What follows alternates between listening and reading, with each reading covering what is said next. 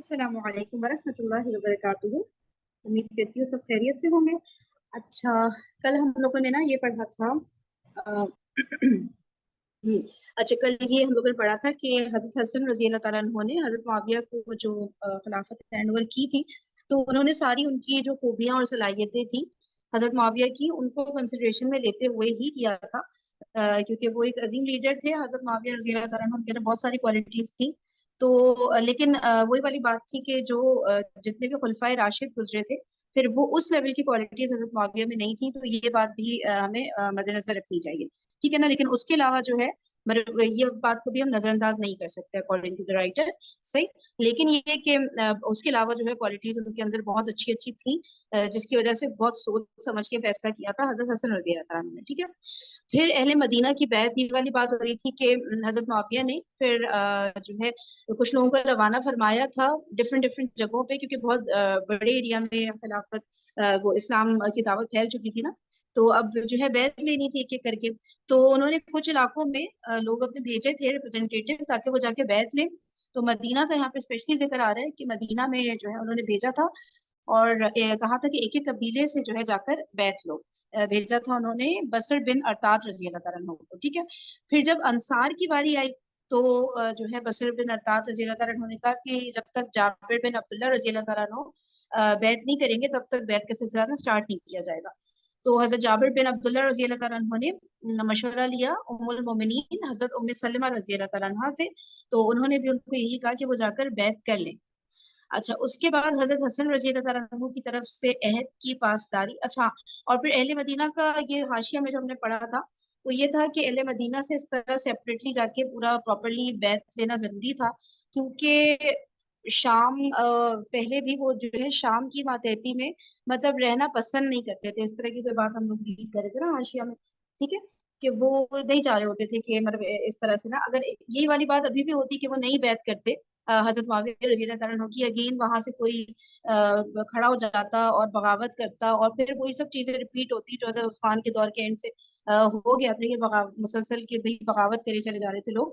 تو اس لیے جو ہے ان کو یہ تھا کہ وہاں پہ جا کے ایک پکی بات ہو جائے، مدینہ والوں سے بیعت لے لے کہ وہ سب اگری کر رہے ہیں یا کوئی پرابلم ہے، کوئی ایشوز ہیں. تو ان سے نا مطلب کہ باقاعدہ طور پہ بیعت لینے کے لیے روانہ فرمایا تھا حضرت معاویہ نے کچھ ریپرزینٹیٹیوز کو، ٹھیک ہے، تاکہ وہاں سے کلیئر کٹ ایک بات ہو جائے کہ بھئی وہ بھی مان رہے ہیں حضرت معاویہ کو خلیفہ. تو کوئی وہ تفرقہ بازی اور وہ سب نہ ہو نا امت میں کہ بھئی فلاں گروپ نہیں مان رہا ہے اور یہ سب نا. تو اسپیشلی انہوں نے مدینہ بھیجا تھا اور اس کا یہاں پہ گروپ میں ذکر ہے، صحیح. پھر حضرت حسن کی طرف سے عہد کی پاسداری. ہاں، پھر یہ والی بات ہوئی تھی کہ حضرت حسن رضی اللہ عنہ نے جب خلافت ہینڈ اوور کر دی تھی تب بھی وہ امت کے بہت محبوب ترین بزرگ رہے تھے، اور ان کی ایک اشارے پر ہزاروں گردنیں کٹنے کو تیار رہتی تھی، صحیح ہے. پر رہی تھی اور ان سے جو لوگ محبت کرتے تھے وہ سب کچھ اپنی جگہ پر تھا، انسپائٹ آف دا فیکٹ کہ وہ خلیفہ نہیں رہے تھے، صحیح. اچھا، اور یہ کہ ان کو پھر کچھ لوگ اکساتے تھے کہ آپ نے کمزوری اور بزدلی کی وجہ سے جو ہے خلافت دے دی ہے حضرت معاویہ رضی اللہ تعالیٰ عنہ کو، ڈر کر دے دی ہے، اور اس طرح کی باتیں کرتے تھے. تو وہ پھر ان کو دو ٹوک جواب دے کر ان کو خاموش کرا دیتے تھے، صحیح ہے نا. اور ان کو بتاتے تھے کہ میں نے تو یہ اپنے پورے لشکر سے بیعت بھی لی ہوئی ہے، تو سب اتنی ساری گردنیں کٹنے کو تیار ہے، اگر میں ان کو مطلب اشارہ بھی کروں تو اس کے باوجود مجھے میری کیا مجبوری تھی کہ میں جو ہے ان کو خلافت دے دیتا معاویہ کو نا. تو بہت سوچ سمجھ کے انہوں نے فیصلہ لیا اور وہ پورا ان کو سمجھا دیتے تھے. اچھا، اس کے بعد قیس بن سعد رضی اللہ تعالیٰ عنہ کی بیعت، یہ ہم لوگ پڑھ رہے تھے، اس کے درمیان ہی رہ گئے تھے، تو میں یہاں سے ریڈ کر دیتی ہوں. باقی اگر کسی نے آپ کو کوئی پوائنٹ کرنا ہے تو بتائیے، ادروائز ریڈنگ کنٹینیو کرتی ہوں. فرین، دو پوائنٹس کل ریز ہوئے تھے میں جب ویڈیو ریکارڈنگ سن رہی تھی. ایک تو جو ابھی آپ نے ذکر کیا ہے کہ جو اہل مدینہ تھے نا وہ اہل شام کے انڈر نہیں آنا چاہتے تھے، یا وہ نہیں پسند کرتے تھے ان کے انڈر آنا. تو اس میں یہ جو یہاں پہ سینٹینس لکھا ہوا ہے کہ ہم نے جو پہلی صدی ہجری کی کے واقعات سے یہ پتہ چلتا ہے، تو اس میں ایک تو انہوں نے مشاجرات صحابہ کا ذکر کیا، تو وہ آپ دیکھیں کہ وہ within the first 100 years ہی ہوا یہ جو ہم ابھی پیچھے پڑھتے آ رہے ہیں. اور اسی مطلب ضروری نہیں کہ ایگزیکٹ 100 years، لیکن 100 سال کے اندر اندر ہو گیا، بلکہ پہلے 50 سال کے اندر ہی ہو گیا. اور اسی طرح جو واقعہ ہر رہا ہے وہ یقیناً آگے آئے گا، کہ وہ مدینہ پر جو یزید کے خلیفہ یا جو کنگ بننے کے بعد جو ہے وہ اس کو عبد المالک، یہ مروان بن عبد المالک کو بھیجا گیا تھا، اور بہت زیادہ وہاں پہ جو ہے وہ قتل و غارت کی گئی تھی مدینہ میں. تو یہ واقعہ بھی جو ہے وہ اس دوران ہوا تھا، اور حضرت اور ڈاکٹر اسرار اس کو جو ہے وہ اکویٹ کرتے ہیں کہ یہ اتنا ہی دردناک واقعہ تھا جتنا واقعہ کربلا تھا. اچھا، تو بہت زیادہ یہ اس کی آگے انشاءاللہ ہم پڑھیں گے. یہ کربلا کے بعد ہوا تھا مطلب؟ جی ہاں بالکل، کربلا کے بعد ہوا تھا یہ. وہ واقعات تھے کہ اس دوران مکہ میں جو ہے وہ حضرت عبداللہ بن زبیر نے خلافت کی بیعت لے لی تھی. ادھر مکہ میں ان کو شہید کر دیا گیا، اور پھر مدینہ پہ اٹیک کیا گیا، اور بہت وہ اس کی ڈیٹیلز بڑی دردناک ہیں. تو اس کا ذکر بھی ہے. تو اس وجہ سے اچھا، اب اس کی مجھے لگتا ہے جو وجوہات ہیں کہ مدینہ والے کیوں ایسا سوچتے تھے، یہ واقعات تو بعد میں ہوئے نا، تو اس کی وجہ شاید ملٹیپل ہوں گی. ایک تو یہ دیکھیں کہ یہ ایک طرح سے 4 صوبے تھے نا. حجاز ایک صوبہ ہو گیا، مصر، شام اور عراق. تو اس حجاز کے صوبے کا کیپٹل مدینہ تھا.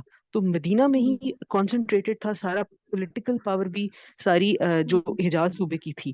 تو جو بھی ڈیسیجن مدینہ میں ہوتا وہ پھر ایک طرح سے باقی حجاز بھی اس کے ساتھ ہی ہوتا.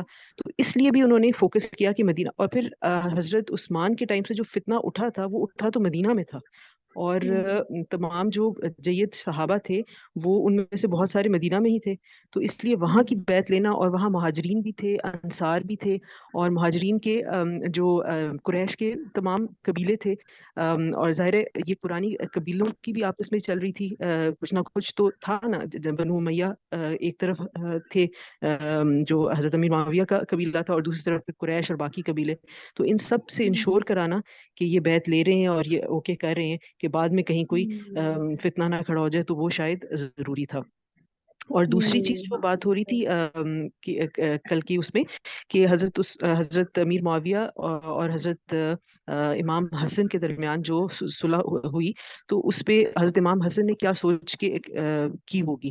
تو مجھے یہ لگ رہا تھا کہ جو دونوں پوائنٹس تھے نا، وہ مجھے کہیں ہم نے نہیں پڑھے ہسٹری، یہ جو بھی ہم پڑھ رہے تھے نا، یہ پوائنٹ پڑھا کہ حضرت امام حسین نے کہا تھا کہ آپ مطلب ان کی ڈیتھ کے بعد جو ہے وہ مجھے واپس دی جائے.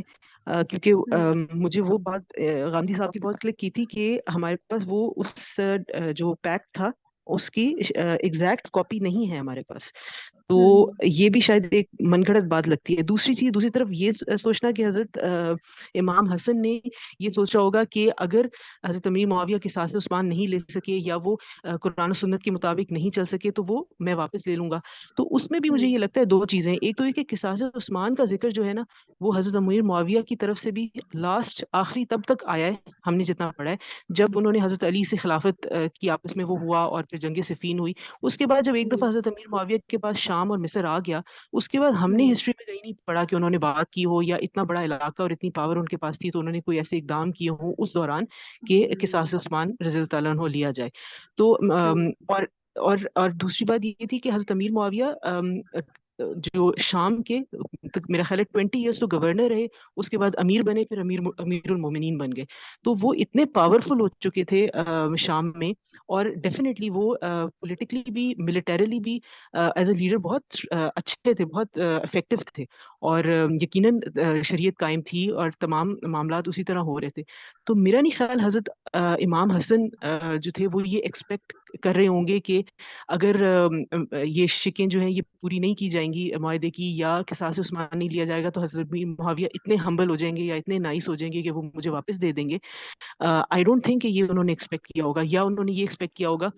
ہاں یہ میرے ذہن میں ہے کہ انہوں نے یہ ایکسپیکٹ کیا ہوگا کہ جب حضرت امیر معاویہ when he passes away تو پھر ایک شورا بنے گی اور آگے کام چلے گا وہاں سے. یہ میرا پوائنٹ آف ویو ہے. زبردست زبردست، بالکل بالکل صحیح بات ہے. ایبسلیوٹلی، تھینک یو سو مچ اروپ. اصل میں اگر اروپ سیشن میں نہیں آئی تھی تو میں نے ان سے ریکویسٹ کی تھی کہ وہ ریکارڈنگ سن کے پھر کہیں کچھ پوائنٹس پہ تھوڑا سا کچھ باتیں سمجھ کلیئر نہیں ہو رہی تھی اتنی اچھی طرح نا. تو اروپ نے ماشاء اللہ ٹائم نکال کے اتنا زبردست فیڈ بیک دے دیا. Thank you so much, means a lot. تو اب میرے خیال سے کافی ساری چیزیں کلیئر ہو گئی ہیں، کیونکہ بات وہی ہے کہ بہت ساری چیزوں کا ایویڈینس نہیں ہے، تو پھر اس کی ڈیپتھ میں جا کے اس میں بہت سارے پوائنٹس نکلتے ہیں اس طرح نا. تو میرے خیال سے ہی اب کلیئر ہوگی، جتنی ضروری چیزیں تھی وہ تو کلیئر ہو گئی میرے سے نا. چلیے تھینک یو سو مچ.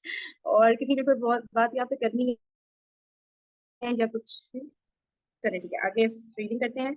قیس بن سعد رضی اللہ تعالیٰ عنہ کی بیعت. شروع میں کوئی ریڈنگ کر لوں گی کیونکہ شروع کا حصہ ہم نے کل پڑھ لیا تھا. اچھا، حضرت حسن رضی اللہ تعالیٰ عنہ کے بعض مخلص عمراء و رفقا شروع میں حضرت معاویہ رضی اللہ تعالیٰ عنہ سے بیعت کو تیار نہ تھے.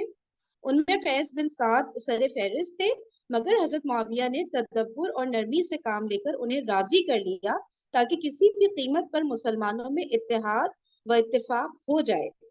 انہوں نے حضرت قیس کے پاس سفیر بھیج کر پوچھا، آپ کس کے حکم کے تحت لڑنے پر تلے ہیں؟ کیونکہ جن کے آپ تابع دار تھے وہ تو خود میری بیعت کر چکے ہیں. قیس بن سعد نے حضرت معاویہ سے دب جانا پسند نہ کیا. تب حضرت معاویہ نے ایک سادہ کاغذ پر مہر لگا کر لکھ دیا، جو آپ شرائط چاہیں اس پر لکھ دیں، مجھے سب قبول ہے.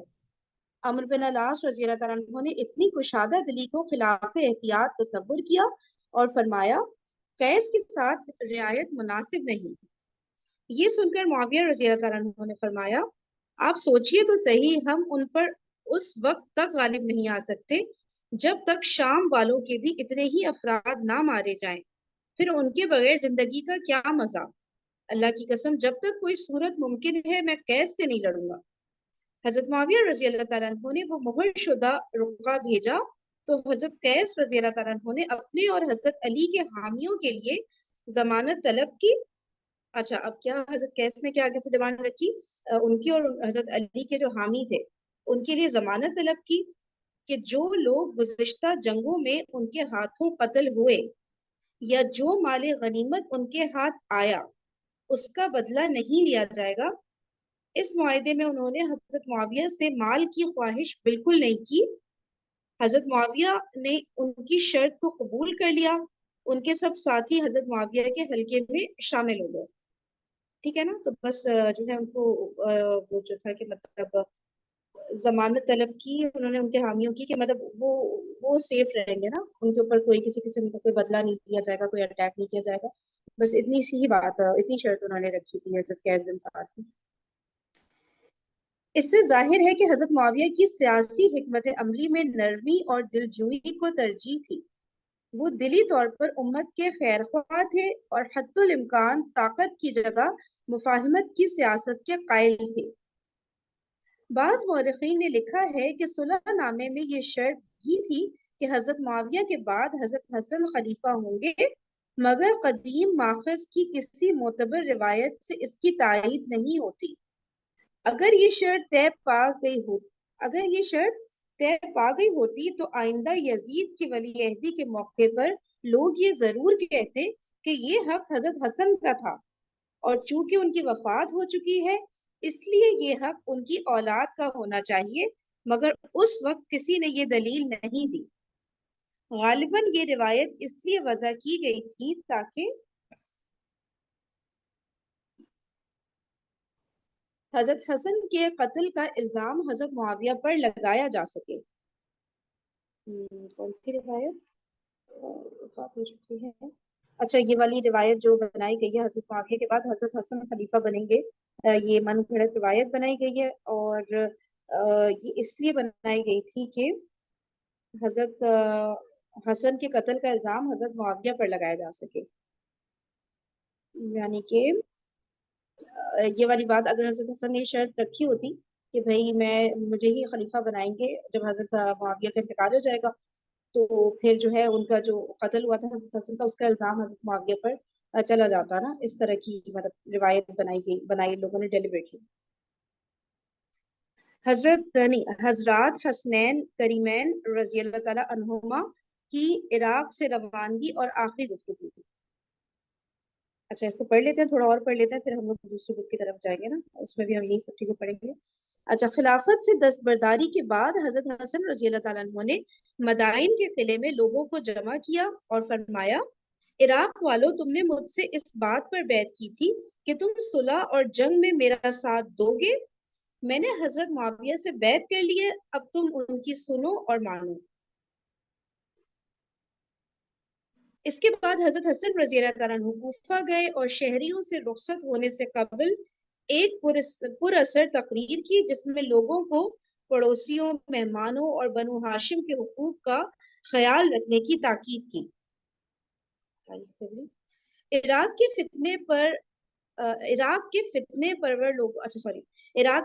پرور لوگوں سے سادات کو بڑی تکالیف پہنچی تھی، مگر حسن رضی اللہ تعالیٰ عنہ نے روانگی سے پہلے مثالی وسعت ظرفی کا ثبوت دیتے ہوئے ان زیادتیوں کو معاف کر دیا اور فرمایا، عراق والوں، میں نے تمہاری تینوں باتیں معاف کر دیں، میرے والد کا قتل، مجھ پر نیزے کا وار اور میرے سامان کی لوٹ مار۔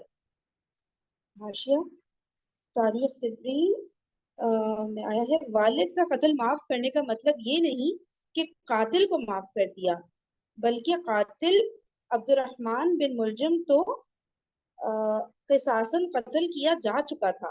غالباً حضرت حسن کی مراد یہ تھی کہ اس قتل کے پیچھے کار فرما سازش کی تحقیق کی جائے تو اہل عراق میں کئی لوگ خصوصاً خارجی اور صبائی اس کے پش پناہ ثابت ہو جائیں گے، اور حکمران بطور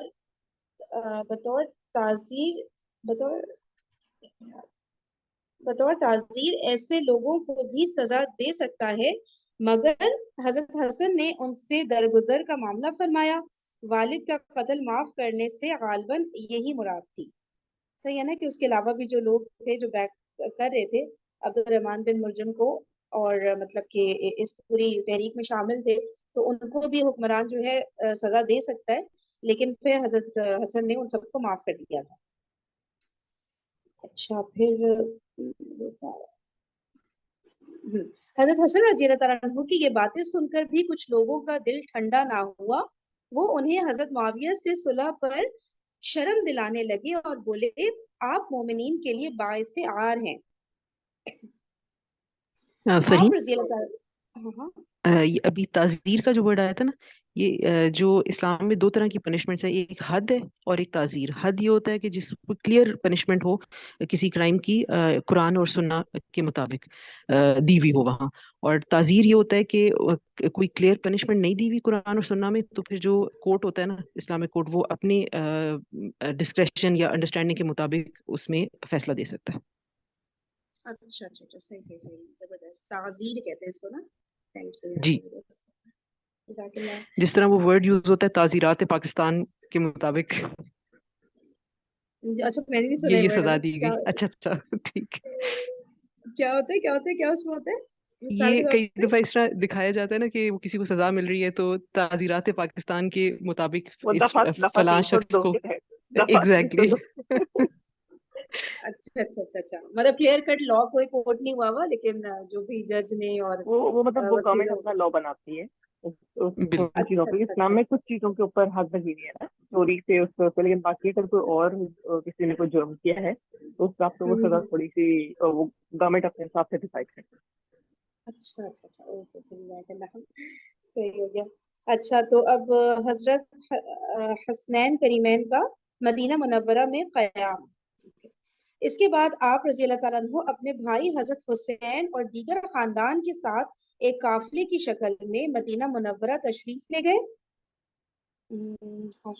اچھا، اس نقل مکانی میں کئی مصلحتیں تھیں۔ آپ اپنا دامن سیاسی جھمیلوں سے بچانا چاہتے تھے جو کہ کوفہ میں ممکن نہ تھا۔ یعنی حضرت اب کیا کیا وجوہات آ رہی ہیں کہ کوفہ سے مدینہ کیوں شفٹ ہوئے تھے حضرت حسن اپنے پوری فیملی کے ساتھ، کہ آپ اپنا دامن سیاسی جھمیلوں سے بچانا چاہتے تھے جو کہ کوفہ میں ممکن نہ تھا، اور آپ کو اپنے شدت پسند حامیوں اور خوارج سے خطرات بھی لاحق تھے۔ مدینہ منورہ آپ کے لیے محفوظ اور محبوب مقام تھا جہاں آپ بقیہ زندگی یکسوئی سے بسر کرنا چاہتے تھے، اور واقعی مسلسل ان کو لوگ پنچ کیے جا رہے تھے نا کہ آپ نے بزدلی میں آپ نے خلافت دے دی ان کو، اور بالکل چپ ہی نہیں ہو رہے تھے کچھ لوگ نا، تو اور بھی سیاسی کافی ساری مشکلات ان کے سامنے آ سکتی تھی نا اگر وہ کوفہ میں اسٹے کرتے نا۔ اور کوفہ والوں کا جو رویہ تھا وہ تو سب کے ہی سامنے ہے کہ وہ کس طرح کا ایٹیٹیوڈ ہو گیا تھا ان کا، تو کتنا زبردست ڈیسیجن تھا نا مدینہ واپس جانے کا۔ پھر آ رہا ہے کہ آپ کی باقی عمر مدینہ منورہ میں امت کی روحانی تربیت اور اصلاح عقائد میں گزری۔ कितना जरूरी भी था ना उस वक्त ये, क्योंकि उम्मत थोड़ा हट रही थी ना दीनी ये सब चीजों से, उनके मतलब उनकी ग्रूमिंग एक जरूरी हो गई थी ना। तो अब आपकी बाकी उम्र मदीना मुनव्वरा में उम्मत की रूहानी तरबियत और इस्लाह अकायद में गुजरी। आप शर पसंद अनासिर की सादात कराम के बारे में मुबालगा आराइयों की हमेशा नफी करते रहे। किसी ने पूछा, आपके हामी ये अकीदा रखते हैं कि हजरत अली क़यामत से पहले दोबारा जिंदा होंगे? हजरत हसन ने पुरजोर तरदीद करते हुए फरमाया, अल्लाह की कसम वो झूठ बोलते हैं, वो हमारे ग्रोह के लोग नहीं। अगर हम हजरत अली के जिंदा होने का अकीदा रखते तो उनकी अजवाज दोबारा निकाह ना करती, उनकी मीरास तकसीम ना होने पाती। आया था ना पहले भी जिक्र के हजरत अली को हजरत ईसा के साथ काफी ज्यादा मतलब उसमें रिलेट किया जा सकता है। हजरत ईसा की जैसे लाइफ थी कि उनके अगेंस्ट इतने सारे लोग एकदम एक्सट्रीम पे, तो उनके फिर गुलूफ भी उनकी मोहब्बत में कितने सारे लोगों ने किया। तो उसमें फिर एक ये वाली बात भी आ रही है कि कुछ लोगों का ये भी हजरत ईसा की तरह का अकीदा बन गया था कि हजरत अली क़यामत से पहले दोबारा जिंदा होंगे और मतलब वापस आएंगे ना। तो इसका भी फिर नफी कर दी हजरत हसन रजी अल्लाह अन्हु ने कि अगर ऐसा होता तो उनकी जो बीवियां हैं वो दोबारा निकाह नहीं करती और जो मीरास है वो तकसीम नहीं होती। फिर हजरत मुआविया रजी अल्लाह तआला अन्हु का हसनैन करीमैन से हुस्न सलूक। हजरत मुआविया रजी अल्लाह तआला अन्हु उम्र भर हसनैन करीमैन की खिदमत और एजाज व इकराम फरमाते रहे। एक बार हजरत हसन व हुसैन रजी अल्लाह तआला अन्हुमा हजरत मुआविया के पास आए तो उन्होंने फरमाया, मैं आपको ऐसा अतिया दूंगा जो इससे पहले किसी ने किसी को ना दिया होगा। फिर उन्हें 2 लाख दिरहम दिए। एक बार हजरत मुआविया ने हजरत हसन और हजरत हुसैन और उनके चचाजाद अब्दुल्ला बिन जाफर रजी अल्लाह तआला अन्हुम को 1-1 लाख दिरहम भेजे। तहाइफ देने का ये सिलसिला आखिर तक जारी रहा और हजरत हसन और हजरत हुसैन रजी अल्लाह तआला अन्हुमा हजरत मुआविया रजी अल्लाह तआला अन्हु के हदिया कबूल करते रहे। हजरत हसन की किरदार कशी की मुहिम। ओके, चूंकि हजरत मुआविया और हजरत हसन रजी अल्लाह तआला अन्हु की सुलह के बाइस शिद्दत पसंदों को मायूसी हुई थी, इसलिए उन्होंने अपनी भड़ास निकालने के लिए हजरत हसन को मुजिल्लुल अरब मुजिल्लुल अरब अरबों को जलील करने वाला नाउजुबिल्लाह के अल्फाज के साथ ताने दिए। ठीक है, अब कौन लोग जिन्होंने एड़ी चोटी का जोर लगा दिया था कि ये सुलह नहीं होनी चाहिए किसी भी तरह हजरत मुआविया और हजरत हसन के दरमियान, लेकिन इन दी एंड हो गई। तो अब खामोश तो उनको बैठना नहीं था। ठीक है, तो अब उन्होंने ये करना शुरू किया कि अब चीजों को किस तरह बिगाड़ा जाए। तो अब हजरत हसन रजी अल्लाह तआला अन्हु को बदनाम करना उन्होंने शुरू किया। ठीक है, ये मुहिम चलाई और उनको मुजिल्लुल अरब यानी नाउजुबिल्लाह अरबों को जलील करने वाला के अल्फाज के साथ ताने देना शुरू किए। इसके अलावा ऐसी रिवायात भी फैला दी कि आपने सुलह महज ऐशो आराम के लिए की थी। ये देखे नया पॉइंट। ठीक है, कि आपने सुलह जो की थी वो ऐशो आराम के लिए की थी। जिंदगी निकाह पर निकाह करने और तलाक़ें देने में गुजारी। कहा गया कि आप निकाह के चंद दिन बाद तलाक दे दिया करते थे। यहाँ तक कि आपका लक़ब मितलाक यानी कसरत से तलाक़ें देने वाला पड़ गया। अल्लाह अकबर। वहाँ अलविदाया व निहाया से ही लिया गया। ठीक है, और ऐशो आराम से ये हम उस पॉइंट को भी देख सकते हैं ना कि हजरत मुआविया जो मुसलसल उनको हदिये दिए जा रहे थे और काफी ज्यादा रकम देते थे, तो इसको भी उनको एक दलील के तौर पर पेश करते हुए ना लोग कि देखो इनको ये हजरत मुआविया से फायदा मिलना था, उनको पता था तो इन्होंने सुलह कर ली। और सुलह नहीं करते तो ये सब इनको तो नहीं मिल रहा होता ना, इतने ऐशो आराम की लाइफ ही नहीं गुजार रहे होते। और फिर ये निकाह वाली बात तो इनकी है जिसपे कई यूट्यूब पे वीडियोस वगैरह भी नजर आती है ना कि बहुत ज्यादा शादियां की थी, ये वो पता नहीं कहाँ से ये सब बातें आई हैं।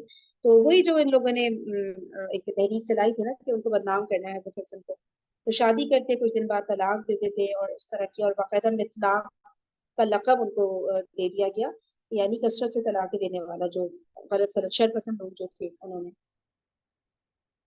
ये अब बता रहे हैं कि ये तमाम रिवायात निहायत ही ज़ईफ बल्कि अक्सर मुनक़ते या बेसनद है। ठीक है, तो ये रिवायात ज़ईफ है यानी एक्चुअल में उस वक्त भी जो शर पसंद लोग थे उन्होंने ऐसा नहीं किया था। यही वाली बात हुई ना, अक्सर मुनक़ते हैं या बेसनद रिवायात हैं ٹھیک ہے. تو اگر سند ہے تو ان میں ہشام کلبی، ابن جعدبہ اور واقدی جیسے راوی ہیں جنہیں ائمہ جرح و تعدیل نے انتہائی ضعیف قرار دیا ہے. سوچنے کی بات ہے کہ طلاق کو رسول اللہ صلی اللہ علیہ وآلہ وسلم نے اللہ کے نزدیک حلال کاموں میں سب سے نفرت انگیز کام شمار کیا ہے. حاشیوں میں کچھ اچھا بک کا ریفرنس دیا ہے. کیا اللہ کے نبی کا پیارا نواسا جو ہر آن اللہ کی رضا کا متلاشی تھا اللہ کے نزدیک نفرت انگیز کام کو اتنی کثرت سے کر سکتا تھا؟ حضرت حسن رضی اللہ تعالیٰ عنہ کی وفات. حضرت حسن عمر بھر مدینہ طیبہ میں رہے. سن 49 ہجری یا 50 ہجری میں جب کہ آپ کی عمر 57 برس تھی، 57 ایئرس کے تھے، کسی نے آپ کو پراسرار انداز میں زہر دے دیا جس کے اثر سے آپ کچھ دنوں بعد وفات پا گئے. نماز جنازہ کے لیے حضرت حسین نے حضرت سعید بن الاس کو آگے کیا جو بنو امیہ کے نامی گرامی فرد تھے. حضرت حسن کو جنت البقیع میں اپنی والدہ ماجدہ حضرت سیدہ فاطمہ الزہرا رضی اللہ تعالیٰ عنہ کے پہلو میں دفنایا گیا. حضرت ابو ہریرہ رضی اللہ تعالیٰ عنہ نے اس موقع پر مسجد نبوی میں جمع لوگوں سے مخاطب ہو کر فرمایا، اچھا کس نے؟ حضرت ابو ہریرہ نے مسجد نبوی میں اس موقع پر فرمایا، لوگوں آج رسول اللہ صلی اللہ علیہ وآلہ وسلم کا پیارا چل بسا. یہ سن کر حاضرین میں سے کوئی بھی شخص اپنے آنسو ضبط نہ کر سکا. نوٹ مشہور ہے کہ حضرت حسن کو زہر دلوانے میں ان کی اہلیہ کا شاید نام حضرت معاویہ اور ان کے بیٹے، اچھا بتایا کہ ان کی اہلیہ پھر ان کا نام ہے جو سمجھ نہیں آ رہا، اور حضرت معاویہ اور ان کے بیٹے یزید کا ہاتھ تھا. یہ بات مشہور ہے. ٹھیک ہے، مگر یہ بات اسنادی حیثیت سے ثبوت مطلب پائے ثبوت کو نہیں پہنچتی، کچھ اس طرح لکھا ہے، ثابت نہیں ہے مطلب. ٹھیک ہے، اور یہ کہ جن روایات میں یہ بیان کیا گیا ہے وہ سب بے سند یا مجہول و ضعیف راویوں سے منقول ہیں. تفصیل باب ازالہ شبہات میں دیکھ لی جائے. ٹھیک ہے، تو حضرت ابو ہریرہ نے جب کہا کہ آج رسول اللہ کا پیارا چل بسا تو جتنے بھی لوگ وہاں موجود تھے وہ اپنے آنسو نہیں روک سکے. اور پھر آ رہا ہے کہ حضرت حسن رضی اللہ تعالیٰ عنہ کا دور خلافت اگرچہ مختصر رہا مگر امت پر ان کا یہ احسان ہمیشہ باقی رہے گا کہ انہوں نے بے مثال ایثار اور غیر معمولی حکمت و تدبر کا مظاہرہ کرتے ہوئے امت کو اتحاد کی راہ پر ڈال دیا. انہوں نے ایسی قربانی دی جس پر مسلمانوں کی تاریخ کو ناز رہے گا. وہ رسول اللہ صلی اللہ علیہ وآلہ وسلم کی اولاد تھے، خلافت کے منصب عالی پر فائز تھے، سپاہ عراق ان کے اشارے پر کٹ مرنے کو تیار تھے، ان کی محبوبیت و مقبولیت مسلم تھی. یہ سب کچھ ہونے کے باوجود انہوں نے جھکنا قبول کر لیا. ان کی جگہ کوئی بھی حکمران ہوتا تو اپنے اقتدار پر کٹ مرتا، مگر حضرت حسن دنیوی بادشاہ نہیں، انہیں ان خلفائے راشدین کا تمتا اور ان کا عکس تھے جن کا اقتدار ذات، غرض، نفس، خواہش اور مفاد جیسے مفاہیم سے نا آشنا تھا. حضرت حسن نے جس بے مثال ایثار و قربانی کا مظاہرہ کیا وہ ایک خلیفہ راشد ہی کے بس کی بات تھی. انتشار و افتراق کے دور میں مسلمانوں کو متحد کرنے اور اہل فتنہ سے دامن بچانے کی بابت ان کا اسوہ تا قیامت مسلمانوں کی رہنمائی کرتا رہے گا. No doubt. باقی کس طرح انہوں نے اتحاد کروا دیا تھا امت میں. اچھا تھوڑا سا ٹائم رہ گیا، اس کو بھی پڑھ ہی لیتے ہیں سے پھر دوسری بک کی طرف انشاءاللہ منڈے سے جائیں گے. اچھا، خلافت راشدہ کے متعلق اسلامی عقیدہ جمہور مسلمین کا متفقہ اور اجماعی عقیدہ ہے کہ خلافت راشدہ حضرت علی تک تھی، جبکہ حضرت حسن کی حکومت کے 5 مہینے دور عالمی ہی کا تتمہ تھے۔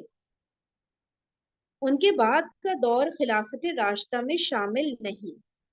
یہ کوئی تاریخی بحث نہیں، عقیدے کا مسئلہ ہے۔ یہ کوئی تاریخی بحث نہیں، عقیدے کا مسئلہ ہے، اسی لیے اس بحث کو خطب عقائد میں درج کیا گیا ہے۔ اچھا، یہ عقیدے کا مسئلہ ہے کہ حضرت حسن خلیفہ تھے کہ نہیں، خلیفہ راشد تھے کہ نہیں۔ نمبر 1، اسلاف نے خلافت راشدہ کے خلفائے اربعہ میں محدود ہونے پر جو کچھ لکھا ہے اس میں سے بطور نمونہ خطب عقائد کی بعض عبارات پیش کی جا رہی ہیں۔ شروع میں تو پورا عربی چلا رہا ہے، یہاں تک اردو سب کچھ عربی میں ہے کیا؟ یہ پورا پیج عربی میں ہی ہے فرحین، اچھا اوکے، نیچے تک۔ اب یہ حاشیہ مجھے پڑھنا چاہیے یا پھر اوپر سے پڑھنا چاہیے؟ یہ تو نیا حاشیہ میرے خیال سے آ رہا ہے، پچھلا حاشیہ کہہ تو رہے ہیں بقیہ اگلے صفحے پر۔ اچھا کنٹینیو ہی ہو رہا ہے پھر پورا۔ اب یہاں پہ اردو آ تو گئی ہے، ٹرائی کر لیتی ہوں۔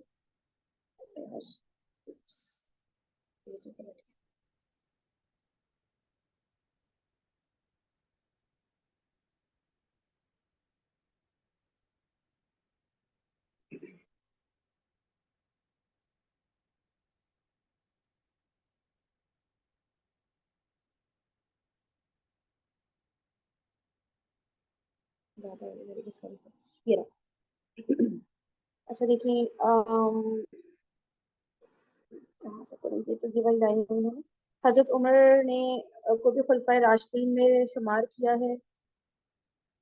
اچھا وہ سب لکھی بھی آ رہی ڈیٹیلز نا، تو بالکل بھی نہیں پڑھا جا رہا۔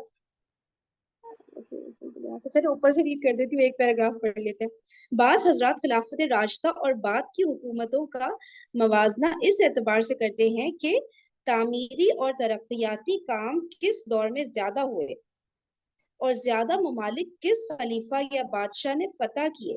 حالانکہ مثالی حکمرانی کے لیے ان چیزوں کو اولین معیار بنانا درست نہیں ہے۔ اگر کوئی اس نقطۂ نگاہ سے دیکھے تو سلطان محمود غزنوی کا دور حضرت ابوبکر صدیق کے دور سے بہتر قرار پائے گا، کیونکہ مملکت کی حدود اربعہ اور زمینی فتوحات کی پیمائش میں سلطان محمود غزنوی کی فوقیت بالکل ظاہر ہے۔ اسلامی تعلیمات پر نگاہ رکھنے والا اور فرق مراتب کے آداب سے واقف کوئی بھی شخص ایسا کبھی نہیں سوچ سکتا۔ چلیے صحیح ہے، اب اس کو کنٹینیو کرتے ہیں انشاءاللہ منڈے سے، ٹھیک ہے۔ میں یہ حاشیہ بھی کوشش کروں گی الگ سے پڑھ لوں، اگر پڑھنے میں آ جائے تو پھر میں ایکسپلین کر دوں۔ اوکے جی، جزاکم اللہ خیرا کثیرا، سبحانک اللہم و بحمدک، نشہد ان لا الہ الا انت، نستغفرک و نتوب الیک۔ السلام علیکم ورحمۃ اللہ وبرکاتہ۔